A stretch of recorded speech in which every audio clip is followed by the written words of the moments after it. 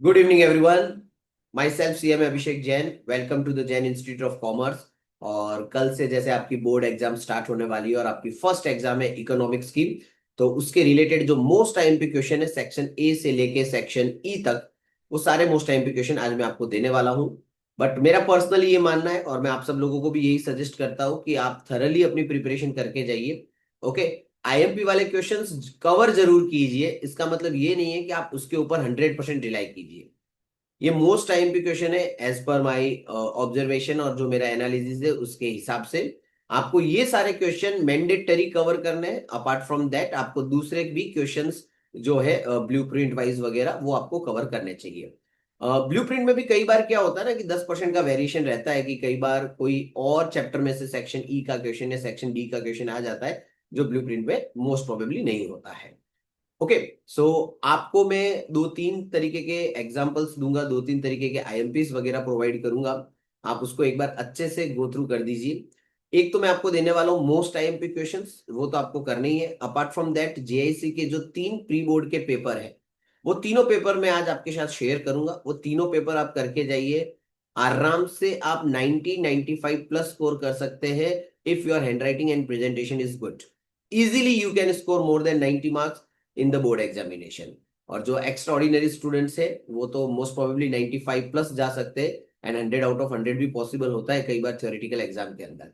Okay. तो let's start with the most IMP section. Then after मैं आपको pre board के क्वेश्चंस दूंगा. अच्छे से आप गो थ्रू कर दीजिए. ओके. एंड हर सब्जेक्ट के अंदर मैं इसी तरीके से आपको आईएमपी क्वेश्चन देता रहूंगा. और जो पीडीएफ वगैरह होगी, जो हमारा जो व्हाट्सएप ग्रुप है जो हमने बनाया हुआ है, 12th Gujarat board JIC fast track group, अगर अभी भी उसमें ज्वाइन नहीं हुए हो तो आप कमेंट में लिखिएगा, मैं आपको व्हाट्सएप ग्रुप की लिंक भेज दूंगा. You can directly join that group. Okay. चलिए let's start with the most IMP topics. चलिए तो पहले मैं आपको बता देता हूँ लास्ट मिनट रिवीजन जो हम सब्जेक्ट का करने वाले हैं उसके most IMP question. Section A जो है आपका एमसीक्यू, जो एमसीक्यू मैं आपको यहाँ पे दे रहा हूँ वो बुक में से आप एक बार अच्छे से कर लीजिए. चैप्टर 1 में आपको एमसीक्यू नंबर 1 to 5 अच्छे से कर लेना है. चैप्टर 2 में से 2, 4, 6, 7, 8. चैप्टर 3 में से 2, 3, 4. चैप्टर 4 में से 2, 3, 5. ये एमसीक्यू नंबर है जो आपकी बुक में दिए हुए हैं. ठीक है. चैप्टर वाइज मैंने यहाँ पे उसका पूरा डिटेलिंग दे दिया है. चैप्टर 5 में से 1, 3, 5. चैप्टर 6 में से 2, 3, 4, 5. चैप्टर 7 में से आपको 3, 5, 8, 9, 10.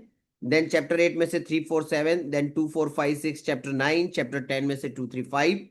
11 में से 3, 5, 6, 9. एंड चैप्टर 12 जो कि न्यूली इंसर्ट हुआ है उसमें से एमसीक्यू नंबर 2, 3, 4. समटाइम्स आपको ऐसा लगेगा कि सर ये तो ब्लूप्रिंट में नहीं है, बट कई बार पूछा जा सकता है. तो लगभग लगभग मैंने आपको यहाँ पे 43 एमसीक्यू की लिस्ट दी है. ये आपको अच्छे से कर लेने हैं. इसके अलावा जो अभी मैंने गूगल फॉर्म एग्जाम्स ली है, उसमें जितने भी एमसीक्यू दिए, जिन बच्चों ने वो एग्जाम अटेंड की है, and it was free of charge.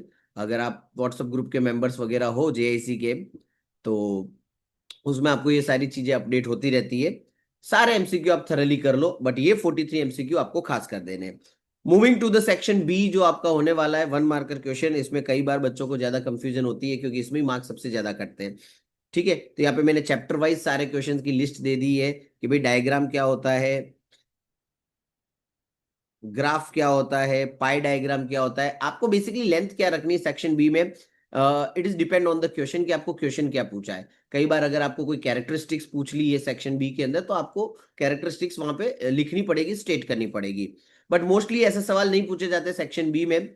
Simply meaning या डेफिनेशंस वगैरह पूछी जाती है या पर्टिकुलर कोई वैल्यूज वगैरह आपको इसमें पूछी जाती है. जैसे चैप्टर नंबर 2 में कि भाई पर कैपिटा इनकम क्या है, कौन से इकोनॉमिस्ट ने पीक्यूएलआई को डिफाइन किया था, प्रेजेंट किया था, मैक्सिमम वैल्यू क्या है एचडीआई के अंदर. ठीक है. सेक्शन चैप्टर 3 में से कोई भी क्वेश्चन नहीं है. फिर उसके बाद qualitative tools and quantitative tools. यहाँ पे ऊपर क्वालिटेटिव की जगह क्वांटिटेटिव है, दोनों सेम मैनर में प्रिंट हो गए हैं. तो यहाँ पे आप क्वालिटेटिव की जगह क्वांटिटेटिव कर दीजिएगा. फिर उसके बाद पॉवर्टी लाइन क्या है, कॉन्सेप्ट ऑफ रिलेटिव पॉवर्टी क्या है, कौन से एक्सपेंडिचर जो है वो तेंदुलकर कमिटी में इंक्लूड किए गए हैं, एंड कौन सी मेथड जो है वो रिलेटिव पॉवर्टी के अंदर यूज होती है. ठीक है. उसके बाद अनएम्प्लॉयमेंट, कौन सा अनएम्प्लॉयमेंट आपको डेवलप नेशन में दिखाई देगा, कौन से एज ग्रुप को हम प्रोडक्टिव एज ग्रुप कहते हैं, prime minister agriculture irrigation scheme जो है ये स्लोगन किसने दिया था. ये चैप्टर 6 के आपके आईएमपी हो गए. उसके बाद चैप्टर 6 में से एक और क्वेश्चन आपको कर देना है, व्हेन वॉज पंडित दीनदयाल उपाध्याय श्रमवेव जयती जयते योजना स्टार्ट हुई थी। चैप्टर 7 में से एक भी नहीं है। चैप्टर 8 में से आपको कैश क्रॉप के एग्जाम्पल याद कर देने हैं, ठीक है। डायरेक्शन ऑफ इंटरनेशनल ट्रेड का मतलब क्या होता है, एक्सचेंज रेट किसे कहते हैं, कौन सी प्रोडक्शन टेक्निक जो है वो बेसिकली यूज की जाती है स्मॉल स्केल इंडस्ट्री में, पब्लिक कॉर्पोरेशन क्या है, इंडिया में कितने स्पेशल इकोनॉमिक जोन्स है, डेवलपमेंट बेस्ड माइग्रेशन क्या होता है, क्रॉप प्रोटेक्शन क्या है, एग्रो फॉरेस्ट क्या है।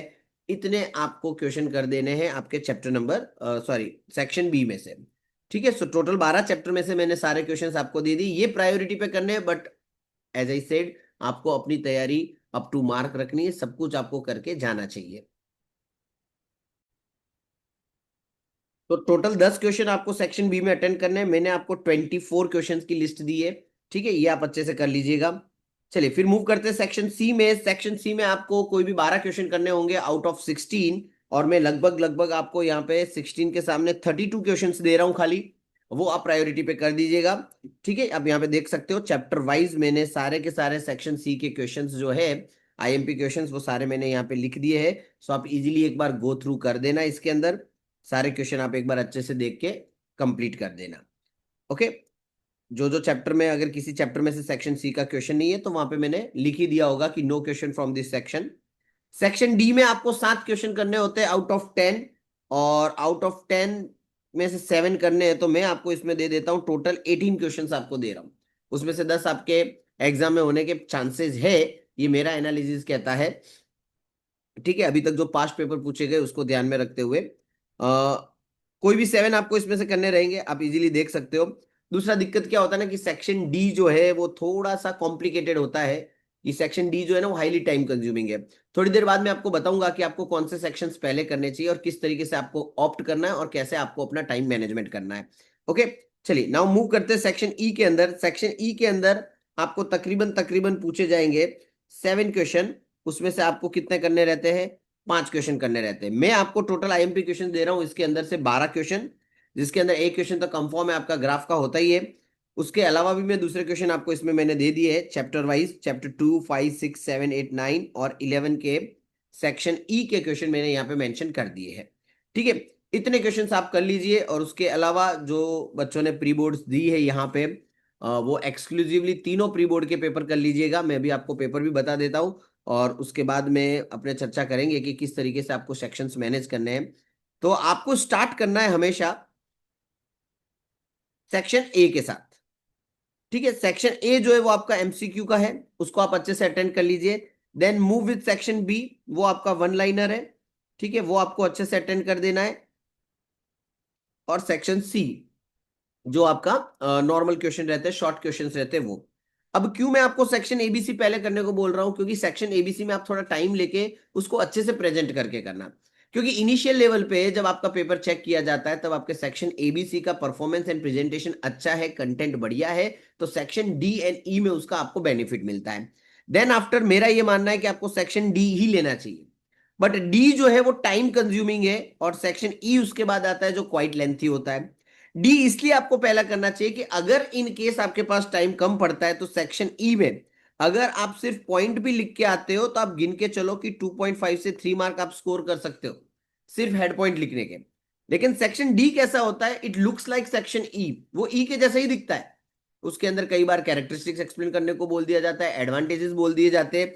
तो यहां पे आपको लेंथ जो है ना वो मेंटेन करनी है, कितने पेज भरने वो तो डिमांड क्वेश्चन क्या कर रहा है उसके हिसाब से है, बट अगर आपको लग रहा है कि टाइम कम पड़ रहा है तो जो भी आपको क्वेश्चन में आंसर शॉर्ट करने हैं वो आपको सेक्शन डी में ही करने रहेंगे, सेक्शन ई में नहीं करना है आपको, क्योंकि highly time consuming section D रहने वाला है, और सेक्शन डी में ही आपको थोड़ा सा स्मार्ट वर्क करके अगर आपको लग रहा है कि टाइम कम पड़ जाएगा सेक्शन ई के लिए, तो कुछ क्वेश्चन में अगर सेक्शन डी में आप सिर्फ हेड पॉइंट भी लिख के आओगे तो भी आपको 2 मार्क मिल जाएंगे आउट ऑफ 3, ठीक है। और हैंड राइटिंग प्रेजेंटेशन आपको जोरदार लिखना है, कोई एक्स्ट्रा ऑर्डिनरी आपको डब्बे वब्बे नहीं बनाने हैं, या फिर कई बार मैंने देखा है कि बच्चे जो है सप्लीमेंट्री में साइड में इतनी लाइन जो है वो खाली रख देते हैं, सप्लीमेंट्री में ऐसे लाइन ड्रॉ कर देते हैं, ये सब नहीं करना है आपको, आपको अपना पेपर सिंपल सोबर ही रखना है। बस इतना ध्यान रखना कि फुल फ्लेज ऐसे टाइप कोई ना लिखे, जो भी चीजें आप लिखो पॉइंट वाइज लिखो, ठीक है, प्रॉपर स्पेस के साथ लिखो, प्रॉपर वहां पे आप नो कंजस्टेड मत कर देना आप पेपर को। कई बार बच्चे जो होते हैं उसको कंटिन्यूसली लाइनों में लिखे जा रहे हैं, तो ऐसा पेपर कोई पढ़ेगा नहीं। एटलीस्ट अगर आपको नहीं पता है तो आप एटलीस्ट 3 लाइन लिखो, फिर 1 लाइन का गैप छोड़ो, फिर 3 लाइन लिखो, फिर 3 लाइन लिखो, अगर वहां पे पॉइंट्स वगैरह नहीं है और proper theoretical full fledge answer है वहां पे, तो इस तरीके से आपको प्रेजेंट करना पड़े। सेकंड चीज, इको बीए एंड एसपी के पेपर में जो आपको खास ध्यान रखना है, पेपर आपको छोड़ना नहीं है कोई भी हालत में। आपको जो आता है जैसा आता है लिख के आना है। अगर आप पूरा पेपर अटेंड करके आते हो, पूरा सब कुछ लिख के जाते हो, definitely you will score good marks. But paper छूट गया तो फिर प्रॉब्लम हो जाएगी। मेरा ये मानना है कि जितना भी मैंने आपको आईएमपीज वगैरह दिए हैं और उसके अलावा अभी जो मैं आपको प्री बोर्ड के पेपर बताऊंगा, अगर उतना आप कर लेते हो 90+ तो आप गिन के चलो। और कई सारे ऐसे बच्चे होंगे जिनको अभी लास्ट मिनट पे ही पढ़ना होगा या फिर पूरे साल पढ़ नहीं पाए होंगे, दे एक्सक्लूसिवली मेरे आईएमपी के साथ जाए। ओके, और अगर उनको लग रहा है कि ऐसा कोई क्वेश्चन उसमें से नहीं आया है, तो जो आप याद करके गए हो वही लिख के आना।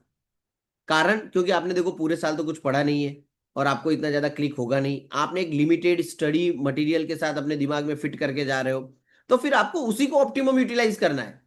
क्योंकि अगर कुछ दूसरा क्वेश्चन आ गया, पूरे साल पढ़ाई नहीं की, तो आप उसको टेकल नहीं कर पाओगे। सो बेटर ऑप्शन क्या है, जो आप याद करके गए हो वही आप लिख के आना।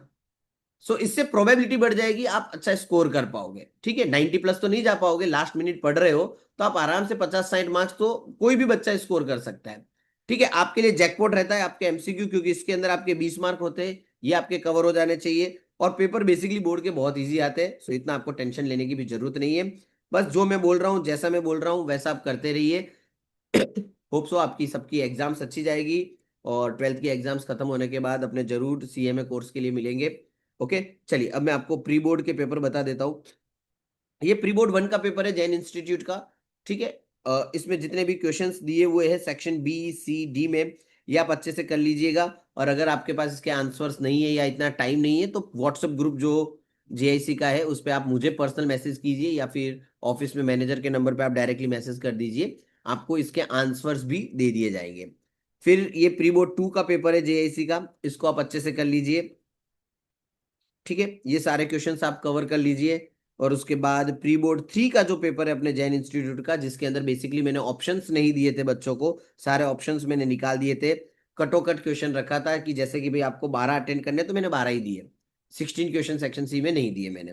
ठीक है, तो इस तरीके से आप अच्छे से पेपर अटेंड कर लीजिएगा। ये सारे प्री बोर्ड के क्वेश्चंस देख लीजिएगा। अगर आपने रेगुलर स्टडी की है तो फिर आप सारे क्वेश्चंस देख के जाना प्री बोर्ड के। अगर आपके पास टाइम नहीं है इतना, then go with IMP questions.